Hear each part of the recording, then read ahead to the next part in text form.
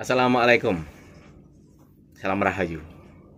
Saat kampanye Akbar kemarin itu yang terakhir sampai malam hari, saya melihat dan mengamati. Ternyata yang saya rasa membumi itu hanya kampanyenya Ganjar. Ini nggak berlebihan loh, tapi memang begitu. Itu menurut saya. Jika kalian tidak sepakat ya nggak masalah.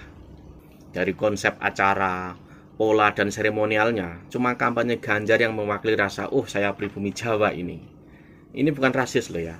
Maksudnya kalau saya sebut mewakili pribumi, maka jika berada di Medan, di Kalimantan, di Bali, di Jawa Barat, pasti akan saya merasakan, wah sudah banget ini jika misalkan di Jawa Barat. Juga misalkan di Bali, maka Bali banget ini. Begitu juga misalkan saya di Kalimantan, wah Dayak banget ini. Di NTT, di Papua juga sama. Banget-banget gitu pokoknya, berwujud Nusantara.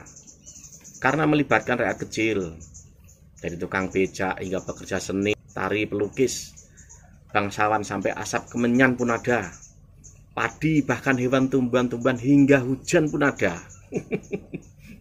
Dari kehidupan sampai kematian di situ juga ada kan? Kita doakan kepada siapa itu tokoh yang meninggal di situ itu. Faktanya begitu. Semua unsur alam dan isinya terasa ada di sana.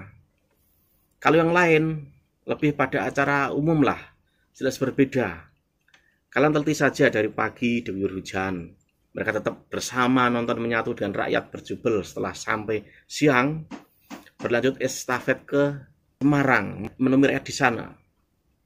Berlanjut malam hari di Wonogiri, juga di Kebumen, juga hujan melanda. Tetap masa bersama di lapangan luas bersama mafia sholawat saat itu. Edan kan. Memang basis Bandeng di Jawa itu militan gitu loh. Padahal di daerah Jawa itu juga banyak pada hujan. Belum lagi basis PDIP, ada yang masih sibuk ngurusi rumah karena bekas banjir kemarin. Karena apa? Memang Jawa Tengah hari ini banyak hujan. Pagi juga mendung, hujan juga biasa. Samping itu juga kita bisa melihat para raja-raja Nusantara semuanya juga mendukung Ganjar Pranowo. Itu fakta loh. Para raja-raja kerajaan ini kan simbol para petinggi kita sejak dulu. Sejak leluhur kita dulu sesungguhnya. Di daerah kita, kan begitu.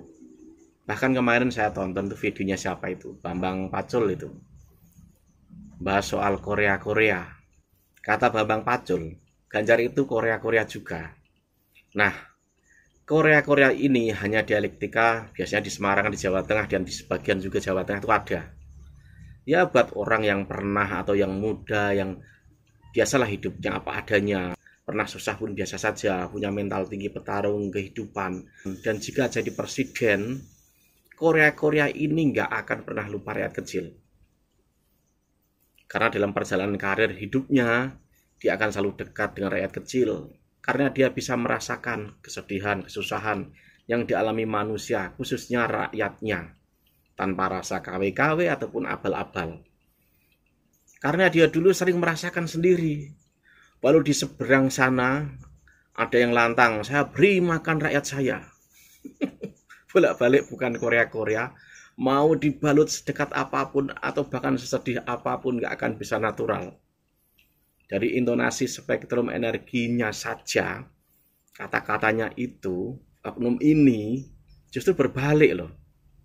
Justru seperti apa ya memandang kita, rakyat semua ini cuma seperti bebek yang sedang nunggu diberi jatah makan. Apalagi oknum tokoh yang satunya lagi. Sejak muda biasa belajar di negara Konoha. Malahan sama sekali belas jauh dari sisi natural. Membumi itu jauh. Lebih apa ya? Terlalu akademik. Padahal harusnya dia tuh membawah, membumi di situ. Entah itu kesalahan, atau alamiahnya memang begitu, atau entah apa, atau lupa.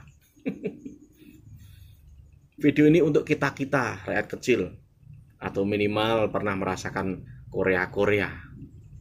Ini bukan negara Korea ya. Kata itu nggak tahu dari mana itu sesungguhnya. Kita ini rakyat kecil, cuma level Korea-Korea. Maka harus bersama orang yang pernah jadi Korea-Korea juga. Paling tidak seperti itu.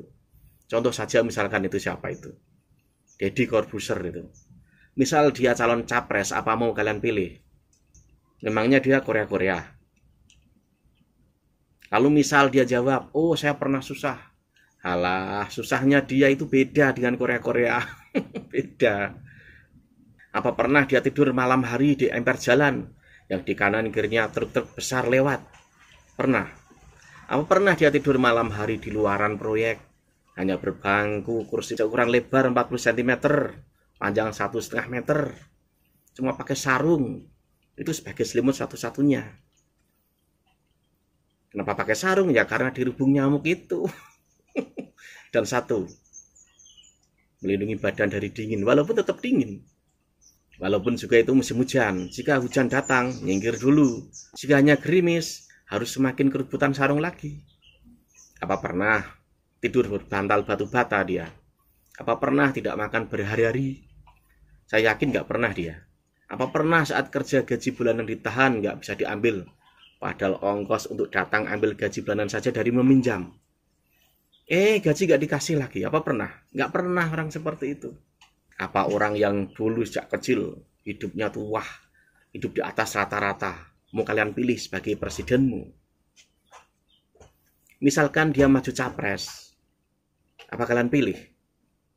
Sorry ya Mas Dedi, jadi bahan contoh saja ini. Tapi kayaknya nggak mungkin sampai jadi capres. Karena cocoknya jadi master magician saja itu lebih terhormat. Kalian semua daripada menyesal, sadari dulu. Kalau hanya kerja jadi menteri didampingin dana paling gede, ratusan triliun, semua orang juga banyak yang berkata, saya juga bisa.